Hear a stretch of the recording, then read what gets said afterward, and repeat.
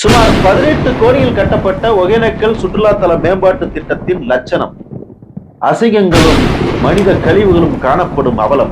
பொதுமக்கள் தொடர் புகார். நிலைமை இப்படி இருக்க, நாளை காணொலி வாயிலாக முடிக்கப்பட்ட இந்த கட்டிடங்களை நாட்டு மக்களுக்கு அர்ப்பணிக்கிறார் தமிழக முதல்வர். பொதுமக்களினுடைய அவலங்களை காது கொடுத்து கேட்குமா அரசு அலுவலகங்கள்? ஒகேனக்கல் சுற்றுலாத்தல மேம்பாட்டு பணிகளினுடைய நிலைமை என்ன? வாருங்கள் பார்ப்போம்.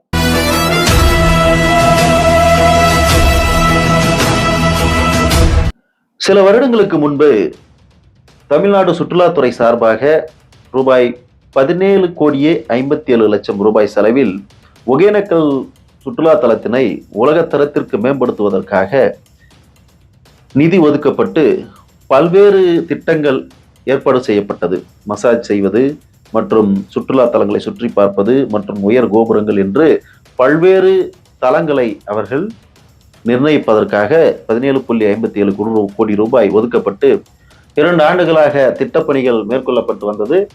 இப்பொழுது அந்த பணிகள் முழுமையாக நிறைவு பெற்று நாளை முதல்வர் அவர்கள் காணொலி வாயிலாக இதனை திறந்து வைக்க இருக்கிறார். எப்படி இருக்கிறது என்று பென்னாகரம் தமிழக வெற்றி கழகத்தினுடைய சட்டமன்ற தொகுதி பொறுப்பாளர் திரு ரஞ்சித்குமார் அவர்களுடன் ஸ்கைலைன் மீடியாவும் சென்றிருந்தது.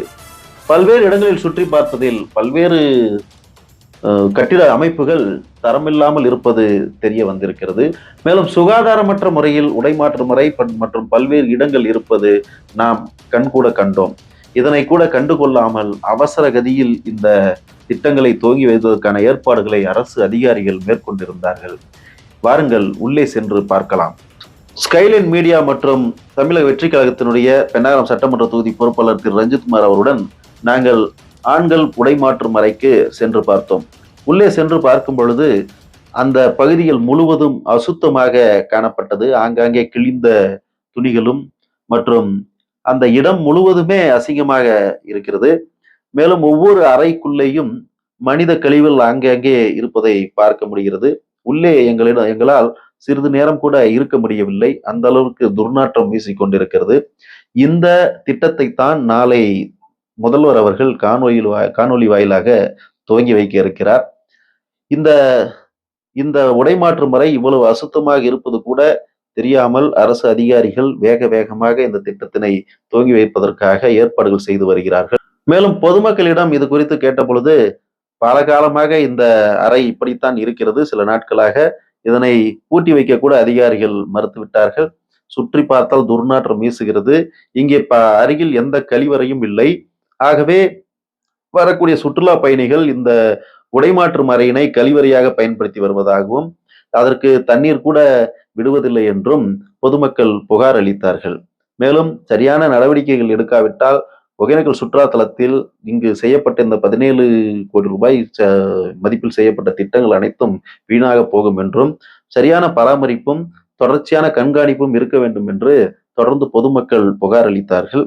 அவர்களிடம் கேட்ட பொழுது, இந்த உடைமாற்ற வருபவர்கள் மேலும் 6 மணி வரை தான் இங்கே மனிதர்கள் நடமாடுவதை பார்க்க முடிகிறது. அதற்கு மேல் யார் செல்கிறார்கள், யார் வருகிறார்கள் என்று கண்காணிக்க முடியவில்லை. எதற்காக இதனை பயன்படுத்துகிறார்கள் என்றும் கண்காணிக்க முடியவில்லை என்றும் கூறினார்கள்.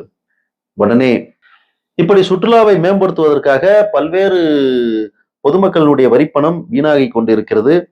இந்த திட்டம் சிறப்பாக செயல்படுத்த வேண்டும், ஒகேனக்கல் உலகத்தரத்திற்கு மேம்பட வேண்டும் என்று உண்மையிலேயே அரசாங்கம் விரும்பினால் இந்த திட்டத்திற்கான செலவுகளை மறுமதிப்பீடு செய்து இந்த பணிகளை எல்லாம் மீண்டும் ஒரு முறை சிறப்பாக ஆய்வு செய்து துவங்கி வைத்தால் சிறப்பாக இருக்கும்.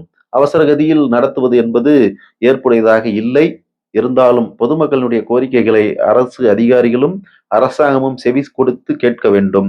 தமிழக வெற்றி கழகத்தின் சார்பாக திரு ரஞ்சித்குமார் அவர்களும் இந்த உடைமாற்றும் அறையினுடைய அவலத்தை பொதுமக்களிடம் கேட்டு அவர்களுடைய கருத்துக்களையும் தெரிந்து கொண்டார். இனி வரும் காலத்தில் இது போன்ற ஒரு தவறுகள் நடக்காமல் பார்த்து கொள்ள வேண்டும் என்றும், இந்த சம்பவங்களை, இந்த நிகழ்வுகளை நாம் மீடியாவில் கொண்டு சேர்ப்போம்.